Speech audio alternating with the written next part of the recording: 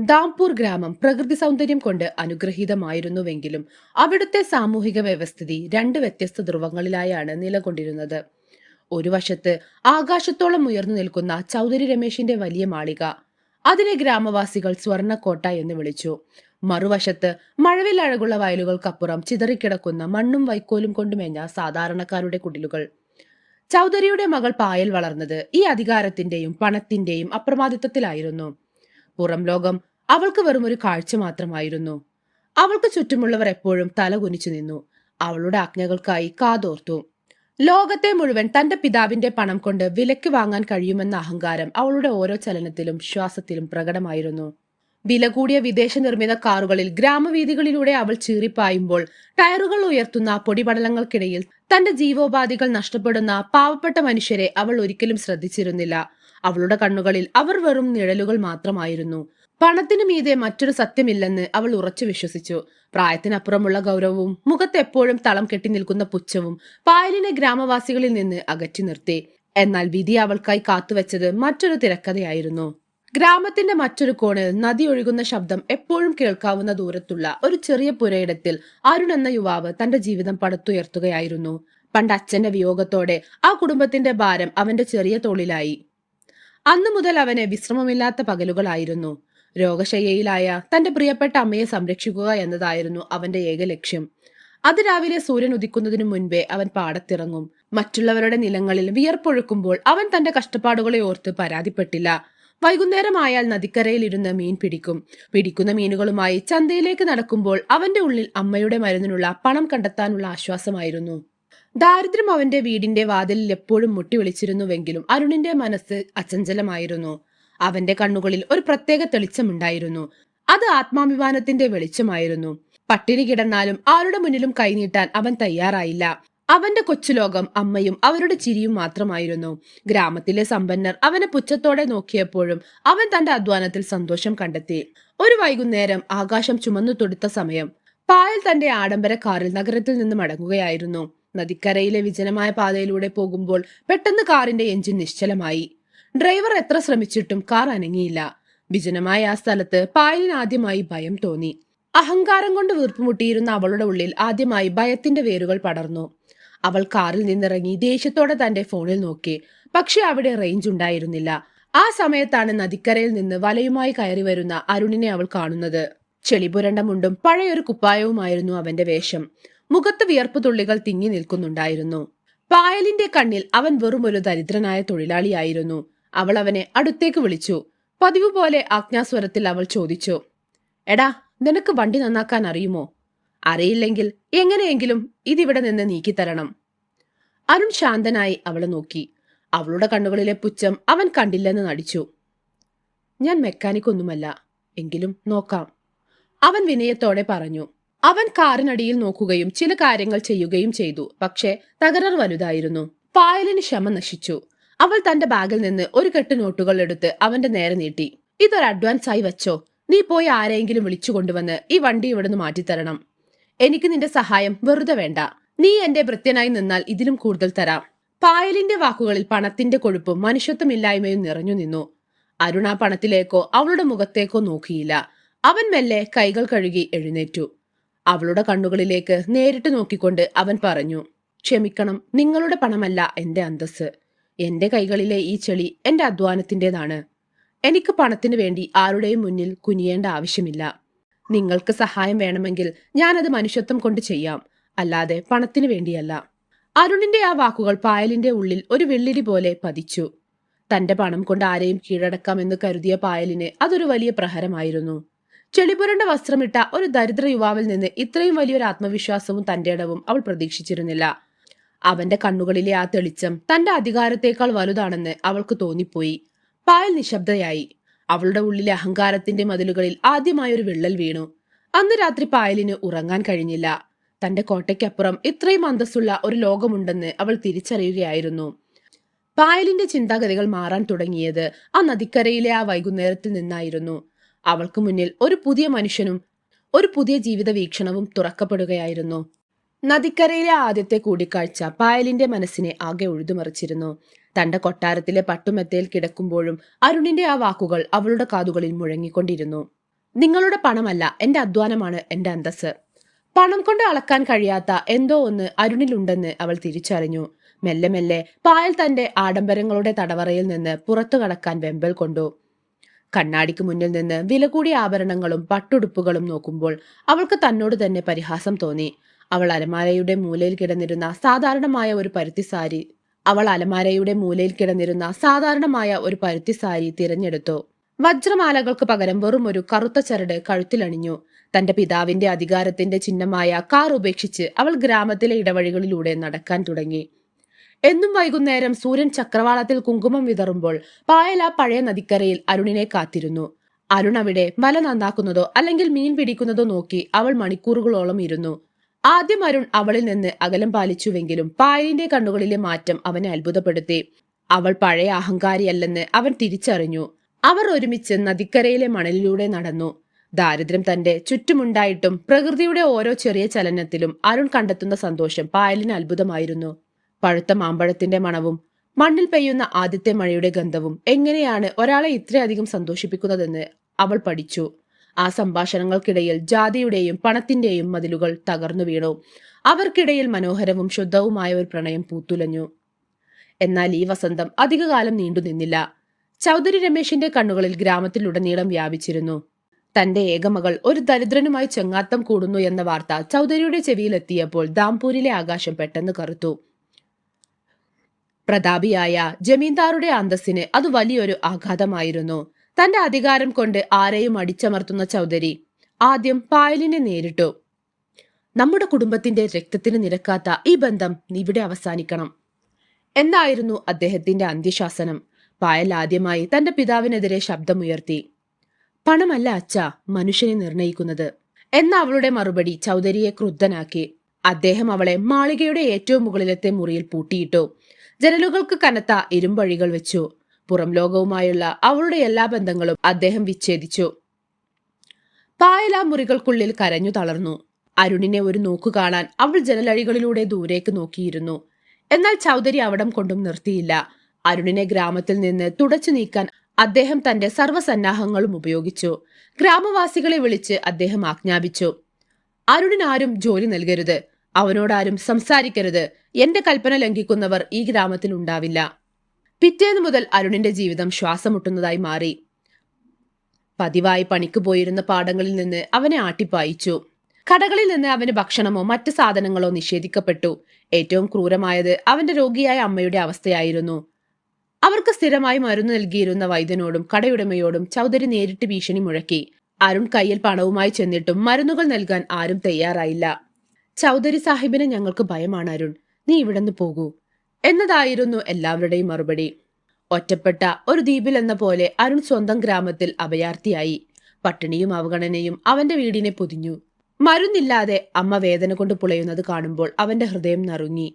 ചൗധരി തന്റെ ഗുണ്ടകളെ വിട്ട് അരുണിനെ പലതവണ ശാരീരികമായി ഉപദ്രവിച്ചു. നീ ഈ ബന്ധത്തിൽ നിന്ന് പിന്മാറിയാൽ എല്ലാം ശരിയാകും എന്നതായിരുന്നു അവരുടെ സന്ദേശം. പക്ഷെ അരുൺ വഴങ്ങിയില്ല.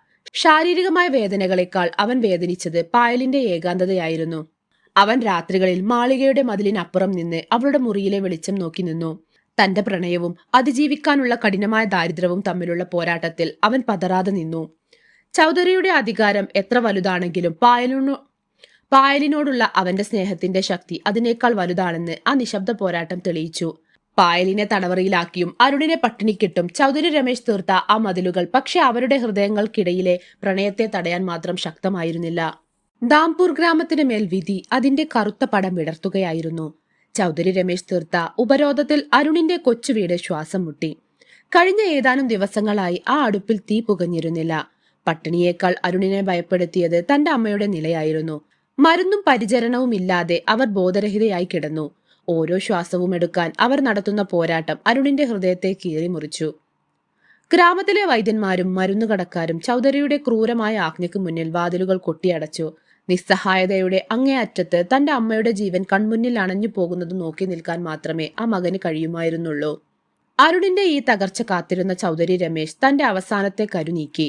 ഒരു രാത്രിയിൽ കനത്ത ഇരുട്ടിന്റെ മറവിൽ ചൗധരിയുടെ ആഡംബരക്കാർ അരുണിന്റെ വീട്ടുപടിക്കൽ വന്നു നിന്നു. അധികാരത്തിന്റെ ഗർവ് മുഖത്ത് തളം കെട്ടി നിൽക്കുന്ന ചൗധരി അകത്തേക്ക് കയറി വന്നു. മുറിയിലെ ദാരിദ്ര്യവും രോഗിയായി കിടക്കുന്ന അമ്മയെയും അദ്ദേഹം പുച്ഛത്തോടെ നോക്കി. എന്നിട്ട് അരുണിന്റെ കണ്ണുകളിലേക്ക് നോക്കി ആ വിഷം വമിക്കുന്ന ചോദ്യം എറിഞ്ഞു. അരുൺ, നിനക്ക് മുന്നിൽ 2 വഴികളുണ്ട്.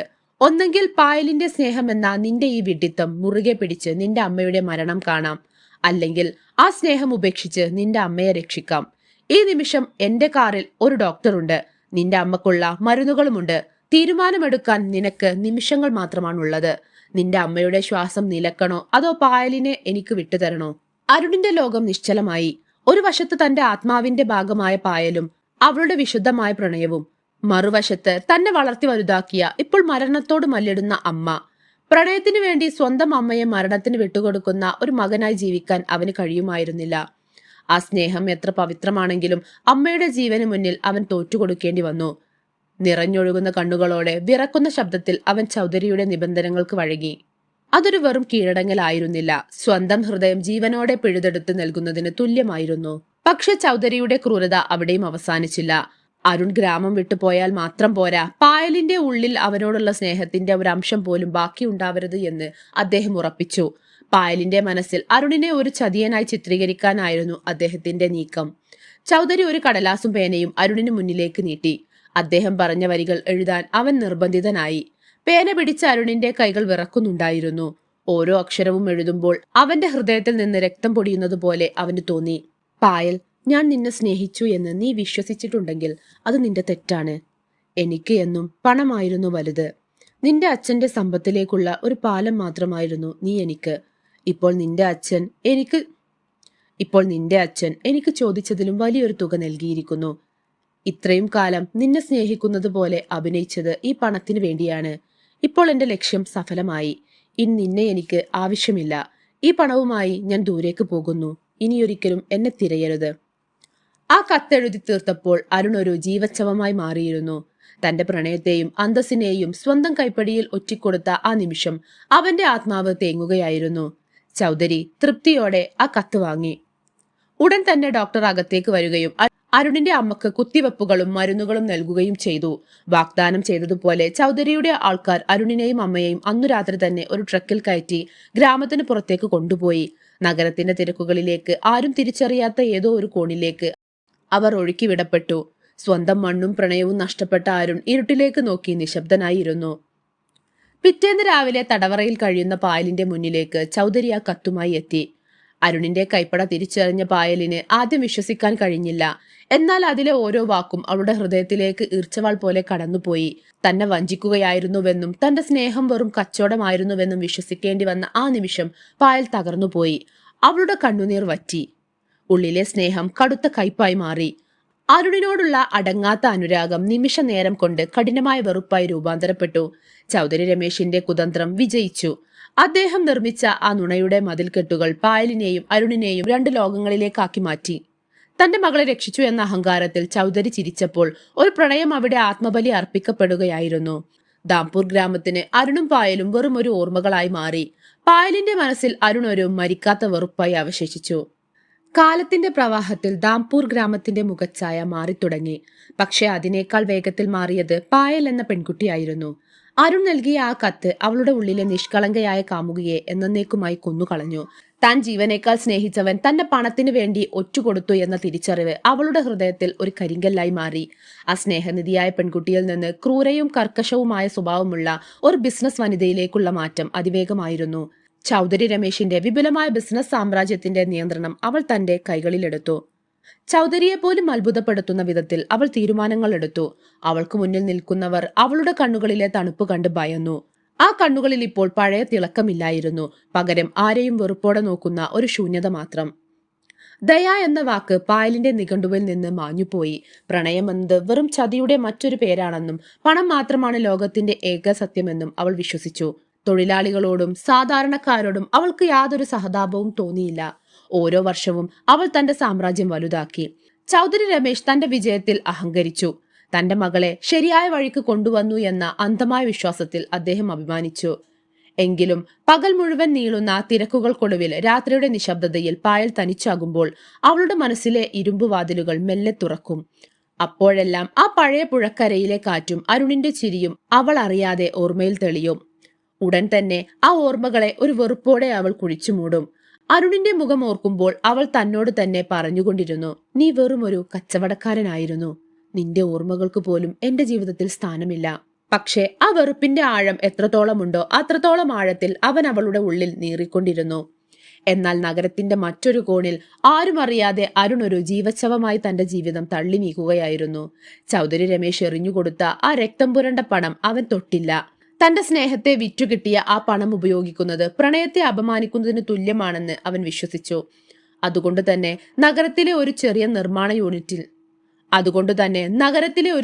നിർമ്മാണ യൂണിറ്റിൽ കൂലിപ്പണിയെടുത്ത് അവൻ തന്റെ അമ്മക്ക് മരുന്നുകൾ വാങ്ങി. നടുവൊടിക്കുന്ന കഠിനമായ അധ്വാനത്തിന് ശേഷം രാത്രി തളർന്നു വീഴുമ്പോഴും അവന്റെ ഉള്ളിൽ പായലിന്റെ കത്തായിരുന്നു. തന്നെ ഒരു ചതിയനായി പായൽ കാണുന്നുണ്ടാകുമല്ലോ എന്ന ചിന്ത അവന്റെ ഓരോ ഉറക്കമില്ലാത്ത രാത്രികളെയും ഭയാനകമാക്കി. തന്റെ അമ്മയുടെ ജീവൻ രക്ഷിക്കാൻ വേണ്ടി നടത്തിയ ആ ക്രൂരമായ അഭിനയം അവനെ ഓരോ നിമിഷവും ദഹിപ്പിച്ചുകൊണ്ടിരുന്നു. വിധി പക്ഷെ അരുണിനോട് ഒട്ടും കരുണ കാണിച്ചില്ല. കഠിനമായ ചികിത്സകൾക്കിടയിലും അവന്റെ അമ്മയുടെ ആരോഗ്യനില വീണ്ടും മോശമായി. പട്ടിണിയും പീഡനങ്ങളും കൊണ്ട് തളർന്ന ആ ശരീരം മരുന്നുകളോട് പ്രതികരിക്കാതെയായി. ഒടുവിൽ ഒരു മഴയുള്ള രാത്രിയിൽ തനിക്ക് വേണ്ടി എല്ലാം ഉപേക്ഷിച്ച മകന്റെ കൈകൾ മുറുകെ പിടിച്ച് അവർ ഇഹലോകവാസം വെടിഞ്ഞു. അതോടെ അരുണിന്റെ ലോകം പൂർണ്ണമായും ഇരുട്ടിലായി. അമ്മയുടെ വിയോഗം അവനെ നിശബ്ദതയുടെ തടവറയിലേക്ക് തള്ളിവിട്ടു. താൻ എന്തിനു വേണ്ടിയാണോ പ്രണയം ബലി കൊടുത്തത് ആ ലക്ഷ്യം പരാജയപ്പെട്ടുവെന്ന തിരിച്ചറിവ് അവനെ തകർത്തു കളഞ്ഞു. മാസങ്ങളോളം അവൻ ലക്ഷ്യമില്ലാതെ അലഞ്ഞു. തന്റെ ജീവിതത്തിലെ വസന്തം എന്നേക്കുമായി അവസാനിച്ചുവെന്നും ഇനിയുള്ള നാളുകൾ ആത്മാവില്ലാത്ത ശരീരം മാത്രമായിരിക്കുമെന്നും അവൻ ഉറപ്പിച്ചു. കാലക്രമേണ അരുൺ ഒരു അനാഥാലയത്തിന് കീഴിലുള്ള ചെറിയ സ്കൂളിൽ അധ്യാപകനായി ചേർന്നു. അവിടെയുള്ള പിഞ്ചു കുഞ്ഞുങ്ങളുടെ നിഷ്കളങ്കമായ ചിരികൾക്കിടയിൽ അവൻ തന്റെ നോവുകൾ മറക്കാൻ ശ്രമിച്ചു. നഗരത്തിലെ ആഡംബര ചടങ്ങുകളിൽ പായൽ പങ്കെടുക്കുന്നതിന്റെ വാർത്തകൾ പത്രങ്ങളിൽ വരുമ്പോൾ അവൻ ദൂരെ നിന്ന് അത് കണ്ടു കണ്ണുനീർ വാർത്തു. അവൾ പഴയതിനേക്കാൾ കരുത്തയായ ബിസിനസ്സുകാരിയായി മാറിയതിൽ അവൻ സന്തോഷം തോന്നി. എങ്കിലും താൻ ചെയ്ത ത്യാഗത്തിന്റെ സത്യം അവൾ ഒരിക്കലും അറിയരുതെന്ന് അവൻ ആഗ്രഹിച്ചു. തന്നെ അവൾ വെറുപ്പോടെ ഓർക്കുന്നതാണ് അവൾക്ക് നല്ലതെന്നും സത്യം അറിഞ്ഞാൽ ആ മനസ്സ് നീറിപ്പുകയുമെന്നും അവൻ ഭയന്നു. സ്വന്തം പ്രണയത്തെ മറന്നുകൊണ്ട് അവൾക്ക് വേണ്ടി തന്റെ വിരഹം ഒളിപ്പിച്ചു വെച്ച് അവൻ ജീവിച്ചു. അങ്ങനെ 5 വർഷങ്ങൾ കടന്നുപോയി. ഒരിടത്ത് അധികാരത്തിന്റെയും വെറുപ്പിന്റെയും പട്ടികയിൽ പായലും, മറുവശത്ത് ത്യാഗത്തിന്റെയും നിശബ്ദമായ വേദനയുടെ ലോകത്ത് അരുണും. കാലം അവർക്കിടയിൽ വലിയൊരു വിടവ് തീർത്തു കഴിഞ്ഞിരുന്നു. കാലത്തിന്റെ നീതിമാൻ പലപ്പോഴും വൈകിയാണ് വിധി പ്രസ്താവിക്കുന്നത്. ദാംപൂർ ഗ്രാമത്തിലെ ആഡംബര മാളികയിൽ പായൽ തന്റെ വിജയങ്ങളുടെ കൊടിമുടിയിൽ നിൽക്കുമ്പോഴും അവളുടെ ആത്മാവ് ഒരു ശവപ്പറമ്പ് പോലെ നിശബ്ദയായിരുന്നു. എന്നാൽ ആ നിശബ്ദതയെ ഭേദിച്ചുകൊണ്ട് ഒരു ദിവസം വിധി അവളുടെ വാതിലിൽ മുട്ടി. ചൗധരി രമേശിന്റെ വിശ്വസ്തനും അദ്ദേഹത്തിന്റെ എല്ലാ കറുത്ത ഇടപാടുകൾക്കും സാക്ഷിയുമായ രാംസിംഗ് എന്ന ആ വൃദ്ധൻ മരണക്കിടക്കയിലായിരുന്നു. മരിക്കുന്നതിനു മുൻപ് തന്റെ പാപഭാരം ഇറക്കി വെക്കണമെന്ന മോഹം അയാളെ വേട്ടയാടി. പായലിനെ അടിയന്തരമായി വിളിച്ചു വരുത്തിയ അയാൾ വിറക്കുന്ന കൈകളോടെ ഒരു പഴയ പെട്ടി അവൾക്ക് നേരെ നീട്ടി. അതിൽ ഒളിപ്പിച്ചു വെച്ച രഹസ്യം 5 വർഷം മുൻപുള്ള ഒരു കറുത്ത രാത്രിയുടെ കഥയായിരുന്നു. ചൗധരി രമേശ് അരുണിനെ കൊണ്ട് ഭീഷണിപ്പെടുത്തി എഴുതിച്ച കത്തിന് പിന്നിൽ മറ്റൊരു സത്യമുണ്ടായിരുന്നുവെന്ന് രാംസിംഗ് വെളിപ്പെടുത്തി. ചൗധരിയുടെ കണ്ണുവെട്ടിച്ച് അന്ന് രാത്രി ഗ്രാമം വിടുന്നതിന് നിമിഷങ്ങൾക്ക് മുൻപ് അരുൺ രാംസിംഗിനെ ഏൽപ്പിച്ച ഒരു ചെറിയ കുറിപ്പായിരുന്നു അത്. സമയമാകുമ്പോൾ ഇത് പായലിന് നൽകണം എന്നായിരുന്നു അവന്റെ ഏക അപേക്ഷ. മഞ്ഞ നിറം പടർന്ന ആ പഴയ കടലാസ് കഷ്ണം പായൽ വിറക്കുന്ന കൈകളോടെ നിവർത്തി. അതിൽ അരുണിന്റെ ഹൃദയരക്തം കൊണ്ട് എഴുതി വെച്ച വരികളായിരുന്നു. പായൽ, നീ കാണുന്ന കത്ത് എന്റെ കൈപ്പടയിലാണെങ്കിലും അതിലെ വാക്കുകൾ എന്റേതല്ല. എന്റെ അമ്മയുടെ ഓരോ ശ്വാസത്തിനും നിന്റെ അച്ഛൻ നിശ്ചയിച്ച വില നിന്നെ വെറുക്കുക എന്നതാണ്. നിന്നെ സ്നേഹിച്ചുകൊണ്ട് എന്റെ അമ്മ മരിക്കുന്നത് കാണാൻ എനിക്ക് കഴിയില്ല. അതുകൊണ്ട് ഞാനൊരു വഞ്ചകനാകാൻ തീരുമാനിച്ചു. നീ എന്നെ വെറുത്തോളൂ, പക്ഷെ ഒരിക്കലും സംശയിക്കരുത്. ഈ ലോകത്ത് എവിടെയായിരുന്നാലും എന്റെ ഓരോ ശ്വാസവും നിനക്ക് വേണ്ടിയുള്ളതായിരിക്കും. നിന്റെ അച്ഛൻ നൽകുന്ന പണം ഞാൻ തൊടില്ല. എനിക്ക് നിന്റെ ഓർമ്മകൾ മാത്രം മതി. ആ വരികൾ വായിച്ചു തീർന്നതും പായലിന്റെ ലോകം തകർന്നു വീണു. താൻ ഇത്രയും കാലം ഹൃദയത്തിൽ കൊണ്ടു നടന്ന വെറുപ്പ് ഒരു വലിയ നുണയുടെ മുകളിൽ കെട്ടിപ്പൊക്കിയതാണെന്ന് അവൾ തിരിച്ചറിഞ്ഞു. താൻ സ്നേഹിച്ചവൻ തന്നെ വഞ്ചിക്കുകയായിരുന്നില്ല, മറിച്ച് തനിക്ക് വേണ്ടി വലിയൊരു ആത്മബലി അർപ്പിക്കുകയായിരുന്നു. ആ സത്യത്തിന്റെ ആഘാതത്തിൽ അവളുടെ കാഴ്ച മങ്ങി. ബോധരഹിതയായി അവൾ തറയിലേക്ക് വീണു. ബോധം തിരിച്ചു കിട്ടിയപ്പോൾ അവൾ ഒരു പുതിയ മനുഷ്യനായിരുന്നു. തന്റെ അച്ഛന്റെ മുഖത്ത് പോലും നോക്കാതെ അധികാരം കൊണ്ട് താൻ നേടിയതെല്ലാം വലിച്ചെറിഞ്ഞ് അവൾ അരുണിനെ തേടിയിറങ്ങി. പണവും സ്വാധീനവും ഉപയോഗിച്ച് അവൾ ഓരോ നഗരവും അരിച്ചുപെറുക്കി. മാസങ്ങൾ നീണ്ട തിരച്ചിലിനൊടുവിൽ നഗരത്തിന്റെ ഒരു കോണിലുള്ള ചെറിയൊരു അനാഥാലയത്തോട് ചേർന്ന സ്കൂളിൽ അവൻ ഉണ്ടെന്ന വാർത്ത അവൾ അറിഞ്ഞു. പായൽ അവിടെ എത്തുമ്പോൾ നേരം സന്ധ്യയായിരുന്നു. സ്കൂളിന്റെ വരാന്തയിൽ കുട്ടികൾക്ക് കഥ പറഞ്ഞു കൊടുക്കുന്ന അരുണിനെ അവൾ ദൂരെ നിന്ന് കണ്ടു. പഴയ ആ പ്രസരിപ്പില്ല, കണ്ണുകളിൽ കടുത്ത വിഷാദത്തിന്റെ നിഴലുകൾ. അവൾ ഓടിച്ചെന്ന് അവന്റെ കാൽക്കൽ വീണു. അപ്രതീക്ഷിതമായി പായലിനെ കണ്ട അരുൺ തരിച്ചു നിന്നുപോയി. വർഷങ്ങൾക്കിപ്പുറം അവരുടെ കണ്ണുകൾ തമ്മിൽ കോർത്തപ്പോൾ വാക്കുകൾ തൊണ്ടയിൽ തടഞ്ഞു നിന്നു.